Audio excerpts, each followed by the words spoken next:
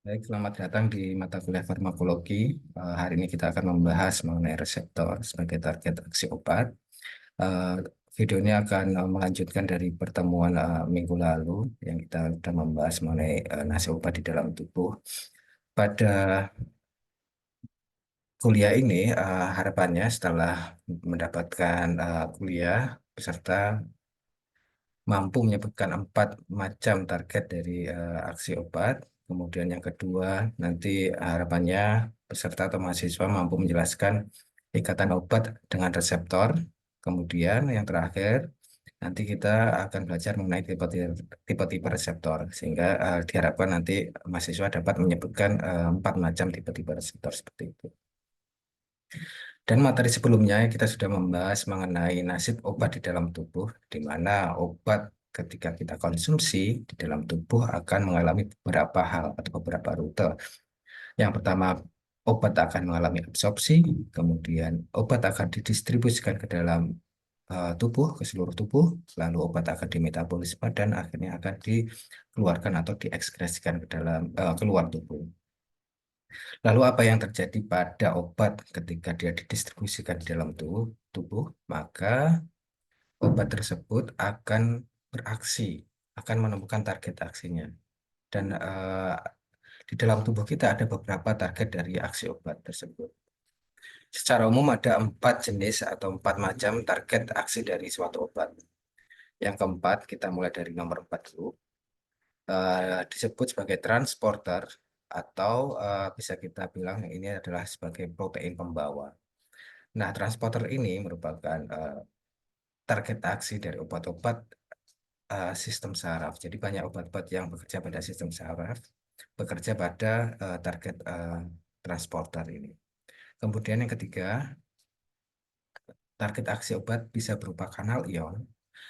Kanal ini merupakan protein membran yang sifatnya berpori, kemudian dia memfasilitasi transport dari ion dari keluar masuk sel. Jadi ion bisa masuk ke sel atau keluar dari sel itu melalui kanal ion. Dan ini biasanya sifatnya spesifik terhadap ion tertentu. Kemudian yang kedua adalah enzim, di mana enzim ini adalah katalis atau protein yang mempercepat reaksi biokimia. Kemudian yang pertama adalah reseptor, di mana reseptor ini merupakan target aksi obat paling banyak yang ditemui. Seperti itu. Nah, pada kesempatan kali ini kita akan membahas reseptor sebagai target aksi obat. Lalu apa itu reseptor? Secara umum, reseptor dapat didefinisikan sebagai makromolekul seluler yang secara spesifik dapat berikatan dengan ligan. Ligan adalah suatu molekul yang bisa berikatan dengan reseptor atau enzim tertentu. Ligan ini bisa berupa obat, hormon, ataupun neurotransmitter. Lalu untuk apa? Biasanya ketika ligan berikatan dengan reseptor akan memicu proses biokimia di dalam sel.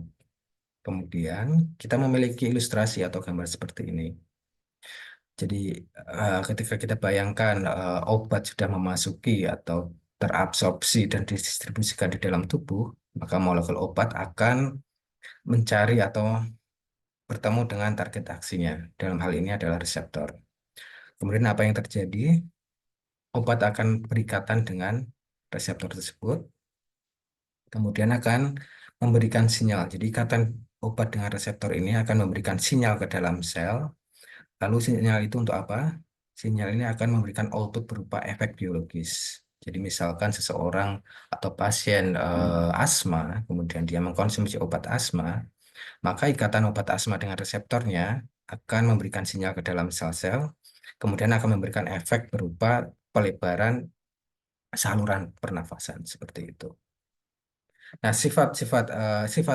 ikatan obat dengan reseptor ini biasanya adalah mereka memiliki spesifitas yang tinggi. Jadi satu molekul obat biasanya akan berikatan dengan satu reseptor yang sangat spesifik. Kemudian apa yang terjadi selanjutnya? Jadi kita bisa lihat di gambar ini bahwa ikatan obat dan reseptor ini tidak terjadi selamanya. Artinya pada suatu atau pada titik tertentu obat akan lepas dari reseptor, kemudian obat tersebut akan dimetabolisme untuk bisa dikeluarkan dalam tubuh. Artinya di sini eh, bahwa ikatan obat reseptor itu memiliki durasi atau waktu tertentu. Setelah itu obat akan terlepas atau mengalami disosiasi dan reseptor akan kembali dalam keadaan inaktif. Jadi ketika obat berikatan dengan reseptor, reseptor menjadi aktif, kemudian ketika obat lepas dari reseptor, reseptor akan kembali inaktif atau tidak aktif. Lalu setelahnya obat akan mengalami metabolisme dan dikeluarkan dari dalam tubuh. Kemudian di sini ada beberapa tipe reseptor. Secara umum kita bisa membagi reseptor menjadi empat jenis atau empat macam. Yang pertama reseptor yang terhubung dengan kanal ion. Jadi kita sudah disebutkan di awal tadi bahwa kanal ion ini juga merupakan salah satu target aksi obat. Kemudian yang kedua reseptor yang terhubung dengan protein G atau GPCR. Ini merupakan reseptor yang paling banyak menjadi target aksi obat. Jadi distribusinya atau jumlahnya di dalam tubuh kita sangat banyak sehingga dia secara umum menjadi target aksi yang paling eh, common atau paling umum yang eh, terjadi di tubuh kita. Kemudian yang ketiga itu ada yang dinamakan reseptor tirosin kinase. Kemudian empat itu adalah reseptor reseptor intraseluler di mana reseptor ini letaknya ada di dalam inti sel atau di dalam sel seperti itu. Oke, baik. Demikian kuliah untuk hari ini. Nah, ini ada kuis. Untuk kuisnya, eh, silakan sebutkan empat contoh obat. Kemudian dari obat tersebut, kira-kira reseptornya seperti apa dan bagaimana proses ikatan obat dan reseptornya seperti itu. Terima kasih atas perhatiannya. Saya cukupkan kuliah kali ini dan oke, selamat